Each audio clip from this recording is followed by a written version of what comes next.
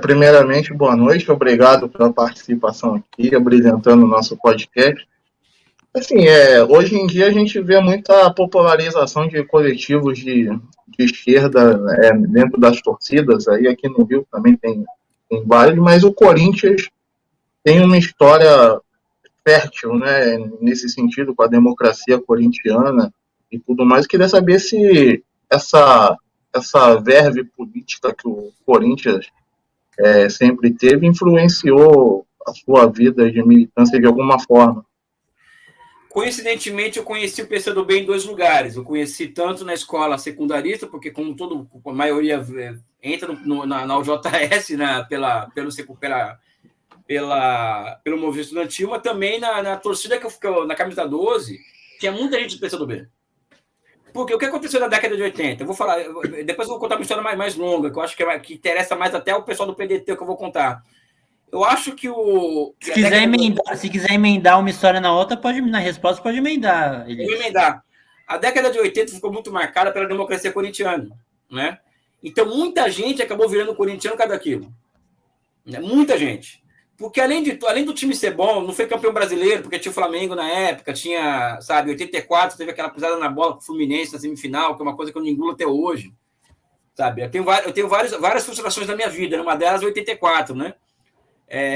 Um dia eu escrevo, vou fazer um artigo sobre 84, sabe? Sobre aquela semifinal daquele brasileiro que nós perdemos. Nós ganhamos o Flamengo de 4-1 no Morumbi, fomos para a semifinal com o Fluminense, perdemos 2-0 no jogo aqui no Morumbi.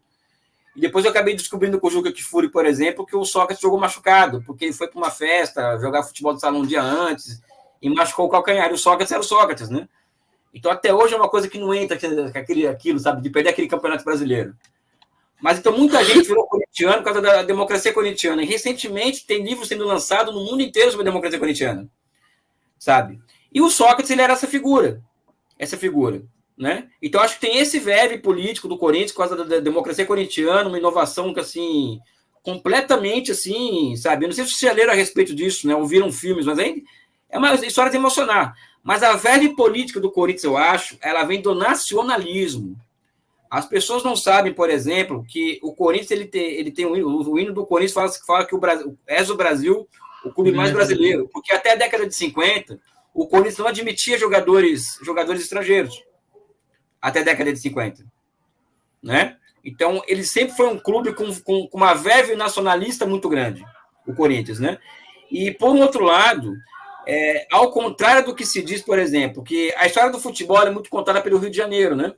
Então, que é aquele famoso livro do João Saldanha e tal, que fala muito do Vasco, mas o Corinthians admitia negro no futebol muito antes do Vasco, por exemplo. É que o Vasco ficou famoso, muito famoso, por quê? Por causa que eles foram expulsos de uma liga.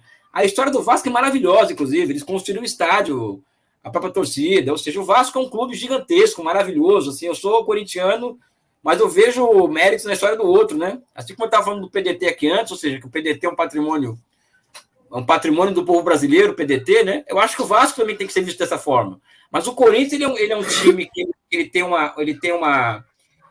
tem essa coisa de negros, é muito antes do Vasco. Inclusive, o Brasil foi campeão do Sul-Americano de 1914 com 2 jogadores do Corinthians, negros, Tatu e Rodrigues, inclusive. Olha como eu estudo a história do Corinthians, pessoal. Eu sou um cara completamente nerd com o Corinthians, né, cara? Esses dias eu vou te contar um segredo. Esses dias eu estava aqui na madrugada, né? Aí a minha mulher acorda e ela não viu na cama, né? Aí ela sai para me procurar em casa, né, cara? Né? Isso aqui é 4 da manhã, uma coisa assim, né?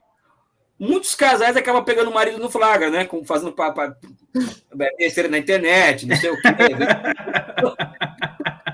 A cara, ela chegou aqui, estava assistindo, cara, aquele Corinthians e Corinthians e Palmeiras, aquele 2-1, cara, do Marcelinho, cara, aquele gol do meio de campo do Marcelinho. Do Pacaembu, do Veloso. Cara, ela pegou esse flagrante, cara. Foi histórico, né? Isso aqui é histórico, né, cara?